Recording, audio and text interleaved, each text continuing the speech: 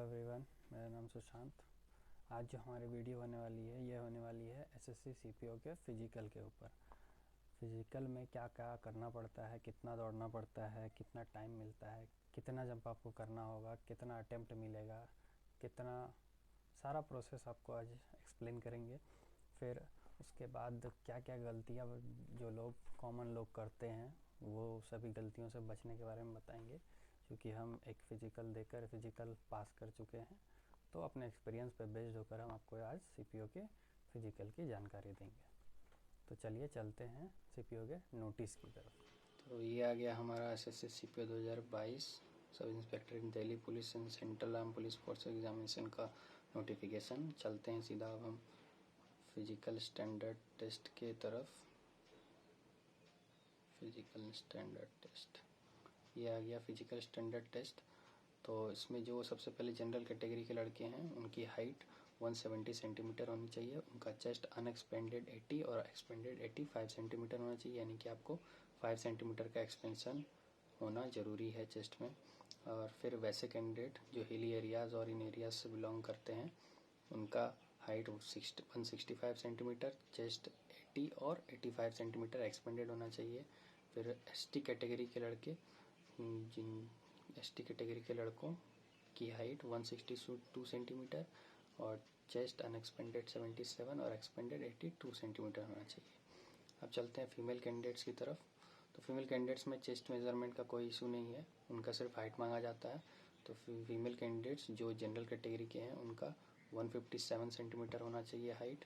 और वैसे कैंडिडेट जो हिली एरियाज़ और इन एरियाज से बिलोंग करते हैं उनका हाइट 155 सेंटीमीटर। और एसटी कैटेगरी के फीमेल जिनका हाइट 154 सेंटीमीटर होना ज़रूरी है। अब इसके बाद है वेट। तो वेट आपका हाइट के अकॉर्डिंग होना चाहिए। ये ज़्यादा इश्यू वाला चीज़ नहीं है, क्योंकि आप वेट बढ़ा घटा सकते हैं कुछ मंथ के दौरान, तो आपको इसमें थोड़ा छूट मिल जाता है, तो इसकी में डरने की ज़रूरत नहीं है आपको। इसके बाद आते हैं फिजिकल इंड्योरेंस टेस्ट की तरफ। तो आपको 100 मीटर का रेस लगाना है 16 सेकेंड्स में। और इसके बाद सबसे इम्पॉर्टेंट जो है वो है 1.6 किलोमीटर का रेस 6.5 मिनट यानी 6 मिनट और 30 सेकेंड्स में आपको लगाने हैं। और इसके बाद long jump 3.65 metres in 3 chance. ये 3 चांस आपको पूरे मिलते हैं। अगर आपका एक चांस में फॉल हो जाता है, 2 चांस में फॉल हो जाता है, आप तीसरा चांस तक कंप्लीट कर देते हैं, लेकिन चौथा चांस आपको कभी भी नहीं मिलेगा, तो इस बात का ध्यान रखिएगा। उसके बाद आता है हाई जंप जो कि 1.2 मीटर है, सेम 3 चांस में। उसके बाद आता है शॉर्ट पुट आपका 16 एलबीएस। तो 16 एलबीएस जो है वो 7.2 केजी के आसपास होता है, तो आप 7.5 केजी मान सकते हैं। और 7.5 केजी का आपको एक लोहा का गोला दिया जाता है जिसे आपको 4.5 मीटर फेंकना है, सेम 3 चांस में। इसमें भी डरने की ज़रूरत नहीं है, इसमें बच्चे फेल कभी भी नहीं होते हैं। और हमारे जो 2020 का फिजिकल था उसमें बस सिर्फ एक लड़का फेल हुआ था पूरे फिजिकल में, तो इससे डरने की ज़रूरत नहीं है। अब आते हैं फीमेल कैंडिडेट्स की तरफ। फीमेल कैंडिडेट्स का जो 100 मीटर का रेस है, 100 मीटर का रेस वो आपको लगाना है 18 सेकेंड्स में। उसके बाद जो आपका 800 मीटर का रेस है वो आपको 4 मिनट में लगाना है। उसके बाद आपका लॉन्ग जंप 2.7 मीटर जाना है 3 चांसेस में। और हाई जंप 0.9 मीटर जाना है 3 चांसेस में। तो ये थे सीपीओ के फिजिकल इंड्योरेंस टेस्ट और फिजिकल स्टैंडर्ड टेस्ट। इन सभी को आपको पास करना ज़रूरी है। अब चलते हैं कि फिजिकल टेस्ट में आखिर कैसे कैसे कब क्या होता है। तो सबसे पहले फ़िज़िकल टेस्ट में होता क्या क्या है। तो सबसे पहले फ़िज़िकल टेस्ट लड़के और लड़कियों का अलग अलग डे पे कराया जाता है सेपरेट। आपको फ़िज़िकल टेस्ट का जिस दिन आपका फ़िज़िकल टेस्ट होता है आपको उस दिन बुलाया जाता है अपने सेंटर पे। वो किसी बीएसएफ या किसी विभाग का कोई मुख्यालय हो सकता है, वहाँ पे आपको सुबह सुबह बुलाया जाता है। आप सुबह जनरली 6 बजे शायद टाइम रहता है लगभग, आप 6 बजे वहाँ पहुँच जाओगे। वहाँ पहुँचने के बाद आपको बिठा दिया जाएगा। बिठाने के बाद सबसे पहले आपका पेपर्स चेक किया जाएगा, एडमिट कार्ड जो भी डॉक्यूमेंट आपसे मांगे गए हैं। एडमिट कार्ड, एक आधार कार्ड, कोई कैटेगरी है तो कैटेगरी का सर्टिफिकेट वगैरह ये आपसे मांगे जाएंगे। आपका डॉक्यूमेंट चेक किया जाएगा और डॉक्यूमेंट चेक करने के बाद आपका सारा जो सामान है आपको सामान साइड में रखवा दिया जाएगा कहीं पे। आप कुछ चीज़ अपने साथ ले जा सकते हैं, पानी वगैरह, वैसे कोई दिक्कत नहीं, बीच में अगर ज़रूरत पड़ा तो आपको लेने भी दे दिया जाता है, उतना सख्ती नहीं बरती जाती है CPO के फिजिकल में। उसके बाद सबसे पहले आपको एक ग्रुप्स में बांटा जाता है, जैसे जितने बच्चे रहते हैं उसके हिसाब से ग्रुप्स बांट दिए जाते हैं।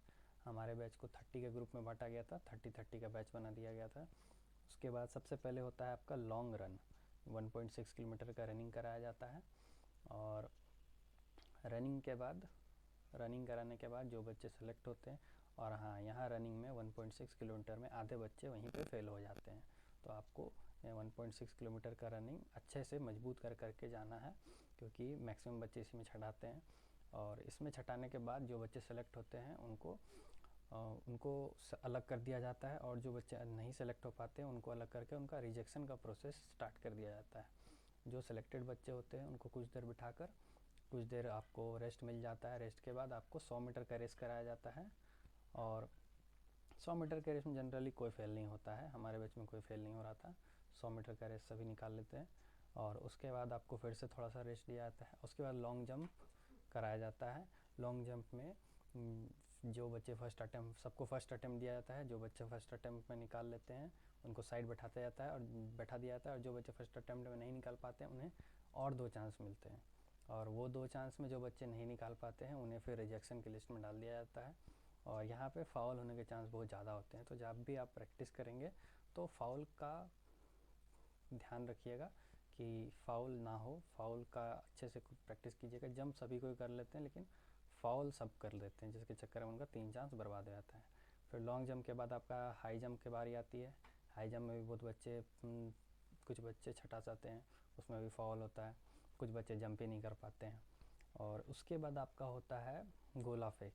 ये 3 चीज़ आपको आगे पीछे कराए जा सकते हैं, कोई ज़रूरी नहीं है इसी सीक्वेंस में हो, लेकिन ये एक साथ कराए जाते हैं। आपको पूरा अटेम्प्ट मिलता है, 3 चांस के 3 चांस आपको पूरे मिलते हैं। आपको कभी भी चौथा चांस नहीं मिलेगा, ये बात ध्यान में रखिएगा। जो करना है आपको इसी 3 चांस में करना है, और फर्स्ट चांस में कर लें तो ज़्यादा अच्छा, ताकि प्रेशर ना बना रहे। मेरा लॉन्ग जंप फर्स्ट चांस में फॉल हो गया था, तो सेकंड चांस में फिर मेरा लॉन्ग जंप निकल गया था। इसके बाद सबको सेलेक्ट करके एक जगह बैठा दिया जाता है, और रिजेक्टेड कैंडिडेट को धीरे धीरे रिजेक्ट करके वापस कर दिया जाता है। फिर सेलेक्टेड कैंडिडेट का थोड़ा सबको साथ में बैठा करके फ़ोटो खींचा जाता है, और उसके बाद शुरू होता है फिज़िकल बॉडी का मेजरमेंट शुरू होता है। हाइट, चेस्ट वगैरह ये आपके नापे जाते हैं, हाइट, चेस्ट, वेट, ये सब आपके नापे जाते हैं। यहाँ पे हाइट में कुछ बच्चे निकल जाते हैं जिनकी हाइट लगभग में होती है, तो जिनकी हाइट कंप्लीट नहीं होती है उन्हें निकाल दिया जाता है, उसमें कोई सुनवाई नहीं होती है। चेस्ट में भी आपकी लगभग कोई सुनवाई नहीं होती है, क्योंकि जो हेड होते हैं वहाँ वो बहुत हो सकता है आपको स्ट्रिक्ट मिल जाए, जैसे मुझे मिल गए थे, तो वो कुछ नहीं सुनते। मेरा चेस्ट 79 to 84 या 79 to 84 हो रहा था, जिसके चलते हमको बाहर कर दिया गया था सबसे लास्ट प्रोसेस में। तो ये सब ऐसा प्रोसेस चलता है फिजिकल का। तो आपको क्या करना है अब, कि जैसे कि आंसर किया आ चुका है आप सभी को, आपका मार्क्स पता है, आपको एक अंदाज़ा हो गया होगा कि आपका प्री क्लियर हो रहा है या नहीं। और अगर आप 2-3 दिन वेट करेंगे तो RBE चैनल पे शुभम जैन भैया के द्वारा जो एनालिसिस आता है उसमें आपको कट ऑफ के बारे में कुछ पता चल जाएगा। तो आपके लिए अच्छा ये होगा कि आप आज से ही आप अपनी रनिंग शुरू कर दें। रनिंग कैसे करनी है, कैसे नहीं करनी है, वो सभी किसी सेपरेट वीडियो में बता देंगे। आप आज से आपको ये गलती नहीं करनी है कि जब रिज़ल्ट आएगा तब दौड़ेंगे, क्योंकि जो रिज़ल्ट के बाद टाइम होता है वो 10 से 15 दिन का टाइम मिलता है, उसमें आपका दौड़ कभी भी कंप्लीट नहीं हो सकता है। और जो थोड़े पतले लड़के हैं मेरी तरह, थोड़े कम बॉडी वेट वाले, उन्हें खास करके ध्यान रखना है कि आप दौड़, जंप और हर चीज़ आप कंप्लीट कर लेंगे, आपको ज़्यादा वक्त नहीं लगेगा। लेकिन आपके लिए सबसे बड़ी दिक्कत है चेस्ट। जैसे कि हम भी चेस्ट में 1 सेंटीमीटर कम के चलते बाहर हो गए थे फिज़िकल मेजरमेंट टेस्ट में। तो आपको अपने डाइट का ध्यान रखना है, क्योंकि आप जैसे दौड़ लगाना शुरू करोगे आप और भी पतले होना शुरू हो जाओगे। तो अगर आपका डाइट सही नहीं रहता है तो आपका चेस्ट आपको आगे जाके दिक्कत कर सकता है। तो आपको अभी से ही दौड़ लगानी है, आपको अपने डाइट पे खासा ध्यान रखना है। हाँ, और कुछ बच्चे वैसे बच्चे जिनका भी CGL का एग्ज़ाम है वो प्री तक CGL का प्री दे लें, उसके बाद ही शुरू करें। तो और CGL का प्री के बाद आप अपना दौड़ लगाना शुरू कर दें। और कभी ऐसा मत कीजिएगा कि दौड़ लगा रहे हैं तो पढ़ाई को निगलेक्ट कर रहे हैं। आप दौड़ को भी कंटिन्यू रखिए और साथ साथ पढ़ने की कोशिश कीजिए। धीरे धीरे आपको आपके शरीर को दौड़ के साथ पढ़ाई करने की हैबिट हो जाएगी। शुरू शुरू में दिक्कत होगा, लेकिन आगे चल के आपको ये चीज़ का हैबिट हो जाएगा। तो आप ये गलती कभी मत कीजिए कि आप रिज़ल्ट आने का वेट करेंगे, रिज़ल्ट के बाद दौड़ेंगे। तो आप अभी अपना CGL का प्री अगर है तो दे करके, या अगर नहीं है तो आप आज से ही दौड़ना शुरू कर दीजिए। और आप सबसे पहले अपने आप को नापिए। आप 1.6 किलोमीटर एक बार दौड़ के देखिए आपको टाइम कितना लगता है। बस धीरे धीरे दौड़ना है, चलना है, जो कर सकते हैं, लेकिन आपको टाइम देखना है। आपको शुरू में बहुत ज़्यादा टाइम लगेगा, लेकिन आप अगर रोज़ दौड़ेंगे तो उसमें टाइम घटते जाएगा। और ये रनिंग की स्ट्रेटजी किसी एक सेपरेट वीडियो में अच्छे से बनाकर डाल देंगे, आप उसको भी ज़रूर देख लीजिएगा। तब तक के लिए पढ़ते रहिए। Best of luck for your next exam.